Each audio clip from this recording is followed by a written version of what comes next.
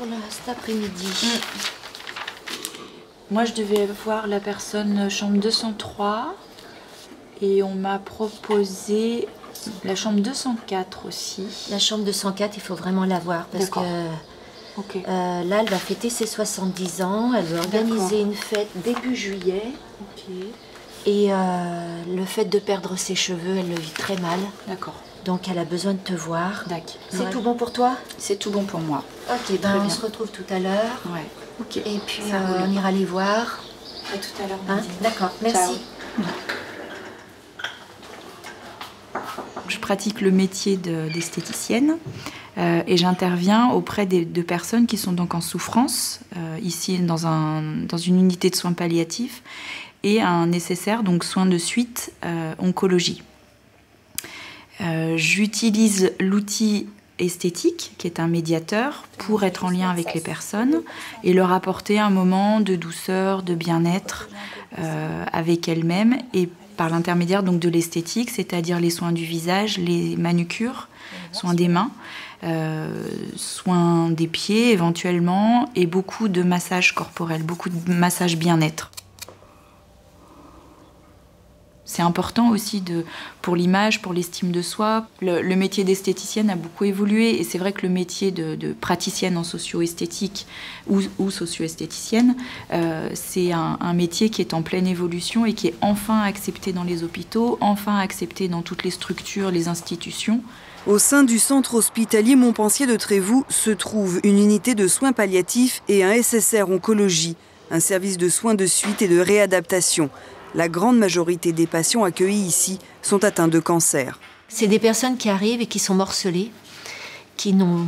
La plupart du temps, ils arrivent avec une énième cure de chimiothérapie ou de radiothérapie, avec une perte de confiance, avec une perte d'estime de soi, une perte d'identité, parce que la plupart du temps, ils ont même déjà plus d'orientation de temps et espace. Et je me suis dit que c'était une opportunité d'amener une personne qui n'a pas de blouse blanche, qui est hors soin, quelqu'un qui pouvait restaurer cette image, cette confiance, et puis cette identité, et puis ce corps qui est abîmé aussi par la maladie. Nadine Faure est à l'origine de l'intervention d'une praticienne en socio-esthétique dans son service. Soutenue par sa direction et ses collègues, elle a mené à bien ce projet et obtenu en 2012 une aide financière de la Fondation Apicil pour 1 an.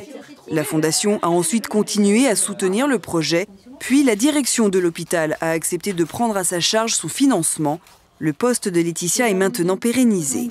J'interviens 4 heures par semaine ici, mais je fais partie de l'équipe, effectivement, ce qui n'était pas le cas il y a une dizaine d'années où on était un peu mise de côté.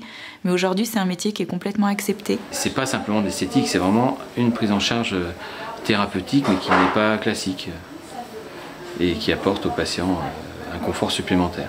Le jour de la prise en charge socio-esthétique, que ce soit l'anxiolytique, que ce soit la dose de secours de douleur, il y en a moins de nécessaire. Et après, il y a une restauration aussi. Donc il y a un effet qui, en dehors de l'effet bénéfique de la séance, il y a une restauration, une espèce de réconciliation avec l'état physique de la personne, dont on voit les bénéfices aussi s'étaler sur plusieurs jours. Comme tout ce qui est prise en charge fondamentale de la douleur, qui est essentiellement physique mais aussi morale, à partir du moment où le patient souffre moins, mais évidemment il garde plus d'énergie, il peut utiliser ça pour réinvestir le temps, qui est parfois compté, bien sûr très compté en palliat, mais qui peut être très riche si le patient ne souffre pas. Bonjour. Bonjour. C'est Laetitia. C'est Laetitia. Qu'est-ce qui vous ferait plaisir aujourd'hui, justement? Eh ben, on avait prévu un soin du visage, hein? Ouais. Eh ben, je veux bien. Et j'ai ma mallette de maquillage. Ça vous dit un petit maquillage? Un petit maquillage. Allez, soyons Ça fous. fait bien longtemps que ça m'est pas arrivé. Tac.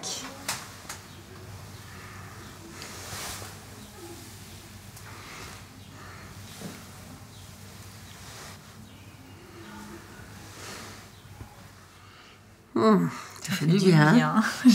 Votre peau, c'est ce qu'elle a dit. Oh là là.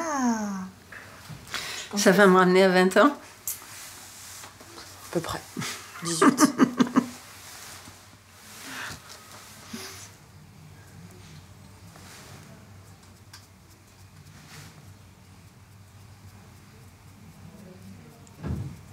Je vais plus me reconnaître.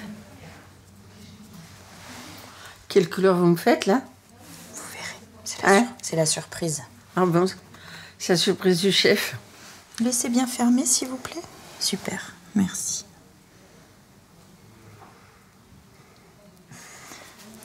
Voilà. Vous êtes prête? Ouais. 1, 2, 3. C'est super. C'est très féminin, très doux. Oui, oh là là, quand je me vois. Mais aujourd'hui, je m'accepte mieux. Hein. Ouais, il faut s'accepter.